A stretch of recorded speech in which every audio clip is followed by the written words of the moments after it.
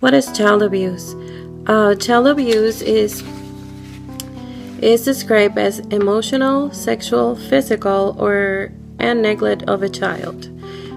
It is the leading cause of childhood major injuries and fatalities. Just to start describing a little bit of each types of abuse, I will start with emotional abuse. This is an intentional caregiver behavior directly to the child that will put down their emotional state, such as unwanted, unloved, worthless, or value only when meeting others' needs. Sexual abuse is another type of abuse, and this one is any completed or attempt sexual act, contact, or exploitation of a child by a caregiver.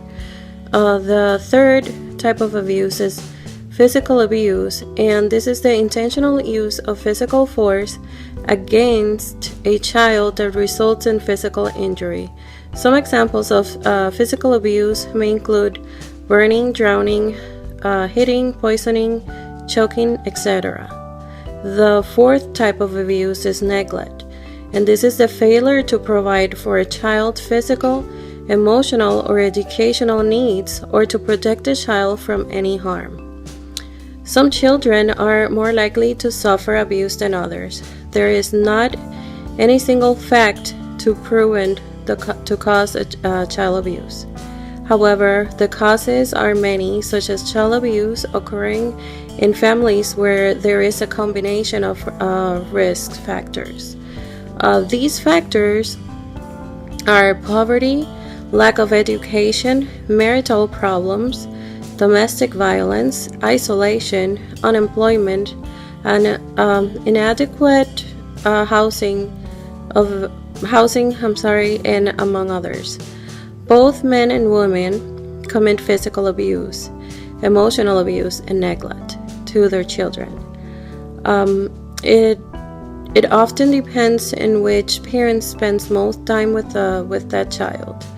Child abuse usually takes place in the home with someone that the child knows, rather than with strangers. The majority of the abusers are male, and the majority of victims are females, although many boys are also abused. Looking at some statistics, as of 2012, those statistics reflect that 1 child in 10 suffers from child maltreatment, and 1 in 16 children suffer from sexual abuse, and nearly 1 in 10 children are witness to family violence or domestic violence. The youngest children are the most vulnerable to be maltreated. Over 25% of abused children are under the age of 3, while over 45% of abused children are under the age of 5. As it was mentioned before, boys and girls are equally likely to be abused and neglect. However, abuse or neglect girls' percentile is a little higher than both. So, who is more likely to be abused? Statistics shows that 49% of boys are being abused and 51% of girls. And the number of children who died because of abuse and neglect in 2012, kids younger than 3 years old are most likely to die of abuse or neglect, and that is a 61%. And those that are younger than a year old, with a 39% of more likely to be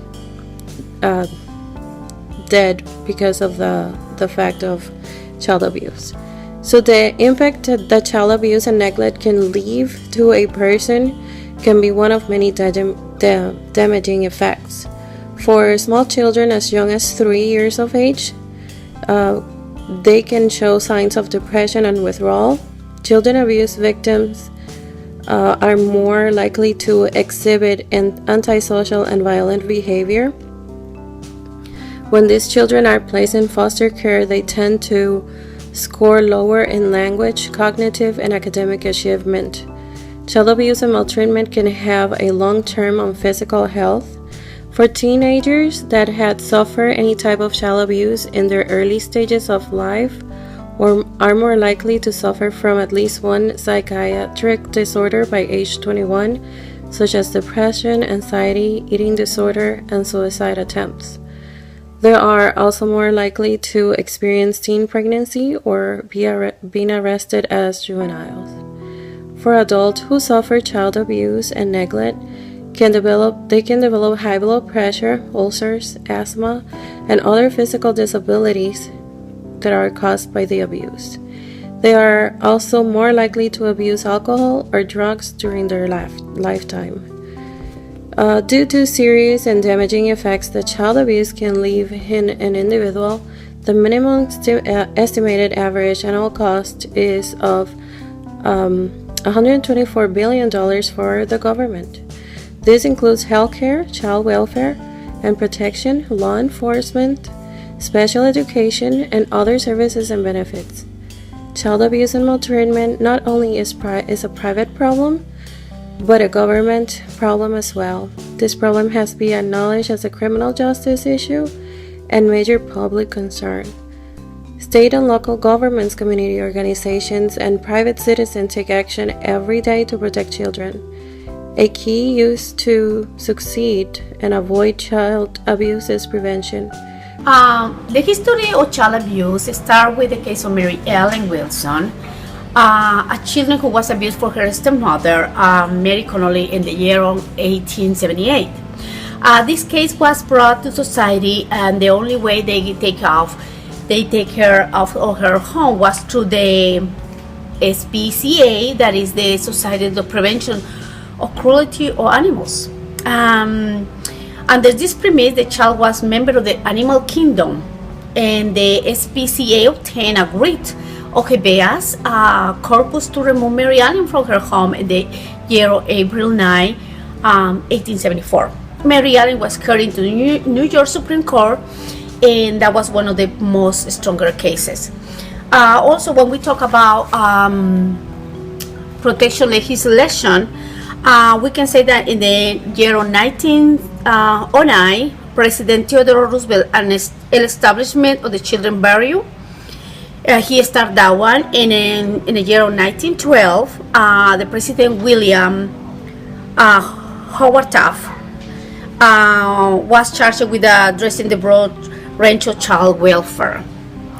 And in the year of 1960, the AFDC foster care program was established in 1961 to provide out-of-home care for poor children, after the state of Louisiana dumped launched in 1961. Between 1963 and 1967, every state passed child abuse reporting legislations. In 1974, Congress passed the Child Abuse Prevention and Treatment Act, CAPTA. This is a short story about the legislation on child abuse and protection. Whenever people hear the term DCFS, they automatically assume that the government is getting involved in taking children from their families. However, that is not exactly true. Whenever DCFS gets involved, it is to keep children and youth safe as well as their families. Their primary responsibility is to protect children through the investigation of suspected abuse or neglect by parents or other caregivers in a position of trust or authority over that child. In some cases, yes, DCFS does remove children from the home for certain different reasons, which I will eventually get to. When DCFS is dealing with situations like abuse and neglect, they follow a procedure to figure out if the report is founded or unfounded. DCFS also must investigate any reports that are made, no matter what they are for. The first step is the report. Has to be made of a suspected abuse or neglect. Second, there is an investigation. The investigation looks to see if there has been any other reports made or interactions with CPS. Next, the child and family are usually interviewed, as well as possibly a home visit may be conducted at that family's home. This is conducted to better give an understanding of that family's lifestyle and to see what's really going on at home. During the investigation, evidence is gathered and analyzed and brought to a written and verbal discussion. If a case is founded, that means there is enough evidence to prove that abuse or neglect is going on. However, some DCFS involvements may happen faster than others, and is usually determined by a few different things. If a child has physical markings or there is a report of sexual abuse, this usually gives for immediate removal of that child. Also, depending on the child's age can play a role when determining the importance of that situation. However, emotional abuse and neglect are harder to identify since there's not usually physical evidence to help prove that. Finally, there is the findings, whether the report is founded or not. Depending on the findings, the proper steps are then made to help keep that child and family safe. DCFS does not dispose of any reports or investigations to assure that there is a record of inquiry in case any future events occur. Saving these reports allows DCFS to make connections of abuse or neglect going on in that home, as well as to better determine the findings of a case, but will also potentially help save children's lives. If a report is founded, then DCFS will then determine if the child is safe to stay where they are living. If it is not safe where the child is at, an order of placement must determine where the child should go. The top 3 suggested places to try to get the child to live is first with the other parent. This may not always be available because the parents may be married and both parents may be involved in this abuse or neglect, or there may not be another parent. The second place is to see if a child can live with another relative. However, that's also not always an option. And the third is to live with a foster home. The reason for this order is to help try to not disrupt the child anymore and just help them feel as comfortable as they can. Throughout history, America has seen many different cases where children have been treated unfairly, and it's disturbing how long it has took to actually put a plan in place and implement it. With current policies like CAPTA and programs like DCFS, America is moving toward a more liberal stance in a positive way. These programs and policies say they are here to help prevent and treat abuse in families, and they seem to be doing what they preach. However, statistically, it may seem child abuse or neglect is not going down at all. But in a broader picture, this is not necessarily true.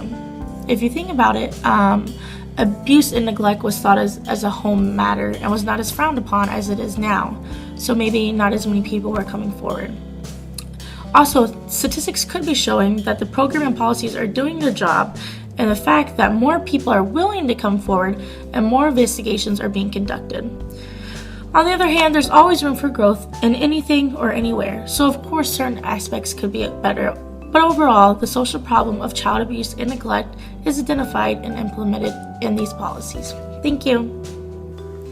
The Child Abuse Prevention and Treatment Act, also known as CAPTA, is a federal law that was established in 1974. CAPTA has been amended many times over the years, but its main intentions were to provide federal support and grants to states in order to establish programs and agencies to track and investigate reports of child abuse. Through one of the amendments, they eventually incorporated more of a preventative approach. While CAPTA provides funding for child welfare services, states must contribute their local taxes and state revenues for any other expenditures that are not covered through CAPTA's funding. In order for states to receive funding from CAPTA, they must comply with the regulations outlined in CAPTA's guidelines. There are many concerns surrounding the amount of funding allotted to each state for child abuse and prevention. The amount of funding that CAPTA provides to each state depends on the percentage of children within that state. Approximately $100 million goes towards child maltreatment each year, making that only $28 going towards each case of child abuse. One of the guidelines that CAPTA has for states to receive funding involves mandated reporting. States must enact and enforce their own mandated reporting laws. CAPTA was the first federal legislation put in place regarding child abuse and neglect, making it the building block for child abuse policies.